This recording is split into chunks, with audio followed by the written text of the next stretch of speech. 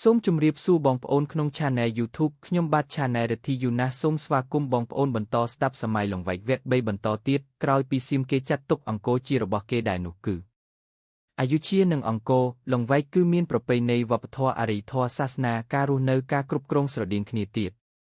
សង្គ្រាមនៅសម័យអង្គរគឺជាសង្គ្រាមរវាងខ្មែរពីរក្រុមដែលបង្ហាញពីអំណាចនិងការដណ្ដើមទីតាំងដូនតារបស់ខ្លួនដែលខុសពីសុខោទ័យមកនៅអយុធ្យាជាសង្គ្រាមបង្ហាញពីអំណាចនិងការប្រជែងខាងផ្លូវពាណិជ្ជកម្មប៉ុណ្ណោះ15ប្រទេសភូមាបានវាយចូលអយុធ្យាចំនួន2លើកគឺនៅឆ្នាំ1569និងឆ្នាំ1767បន្ទាប់ពីភូមាឈ្នះអយុធ្យាកម្ពុជាតែងតែទទួលការឈ្លានពានពីអយុធ្យាព្រោះបន្ទាប់ពីចាញ់ភូមាអយុធ្យាតែងតែធ្វើការផ្លាស់ប្ដូររាជវង្សថ្មីបន្ទាប់មករាជវង្សនេះតែងតែឈ្លានពានកម្ពុជា17ព្រះរាជាដែលឡើងសោយរាជក្រោយការបែកបាក់បន្ទាយលង្វែករហូតដល់ការកសាងរាជធានីឧដុង្គមានព្រះបាទរាមាជើងព្រៃ1594 95កសព្រះបាទញាដន1596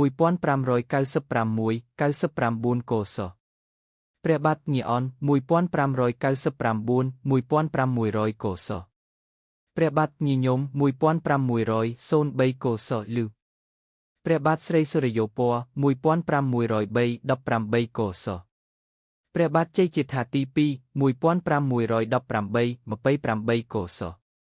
រាជធានីឧដុង្គកសាងនៅឆ្នាំ1520កស18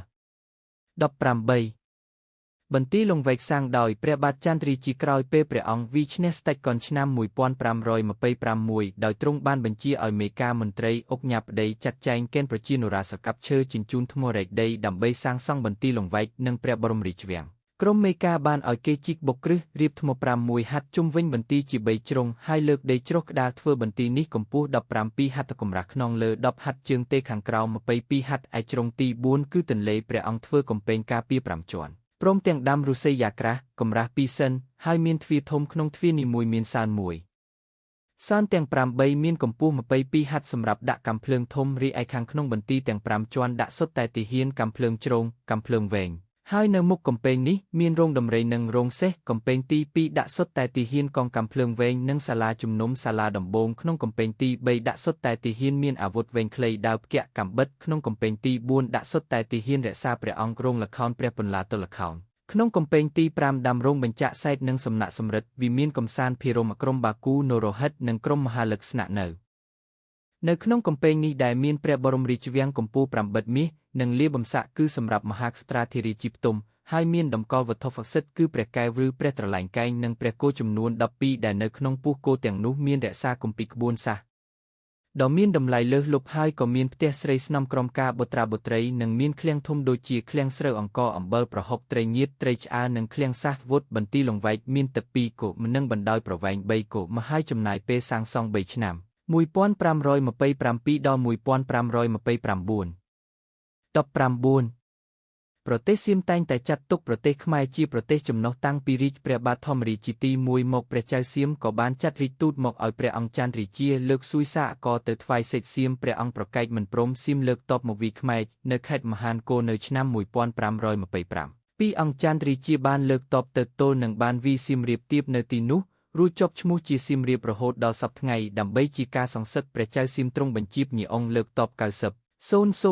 អ្នកមកវាយម្ដងទៀតនៅឆ្នាំ1530ព្រះបាទអង្គច័ន្ទលើកតបទៅតលើនៅខេត្តពោធិ៍សាត់នៅក្នុងចម្បាំងខេត្តពោធិ៍សាត់មេតបត្រូវស្លាប់អស់ជាច្រើនគឺប្រមាណ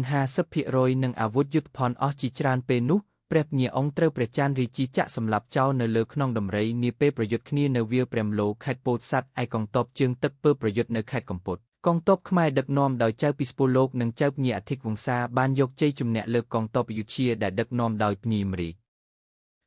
នៅក្នុងរជ្ជកាលព្រះបាទបរមរាជាព្រះអង្គបានធ្វើចម្បាំងជាមួយសៀមដើម្បីដណ្ដើមយកខេត្តខ្មែរដែលសៀមបានយកទៅនៅឆ្នាំ1570សទ្រង់បានយាងទៅគង់នៅរាជធានីអង្គរដើម្បីប្រមូលទ័ពទៅរំដោះខេត្តនគររាជសីមាហើយដាក់មន្ត្រីខ្មែរឲ្យត្រួតត្រានៅតំបន់នោះនៅឆ្នាំ1574ដោយទ័ពភូមានិងទ័ពខ្មែរវាយគៀបសៀមខ្លាំងពេកស្ដេចសៀមក៏បានចុះសន្ធិសញ្ញាចងស្ពានមេត្រីជាមួយខ្មែរហើយព្រមប្រគល់ខេត្តនគររាជសីមាចន្ទបុរីបស្ចិមបុរីឲ្យមកព្រះមហាក្សត្រខ្មែរវិញសូមអរគុណច្រើនសម្រាប់ការតាមដានស្ដាប់ប្រវត្តិសាស្ត្រខ្មែរសម័យលង្វែកសូមបងប្អូនបន្តស្ដាប់ភាពបញ្ចប់នៅវីដេអូក្រោយទៀតសូមអរគុណ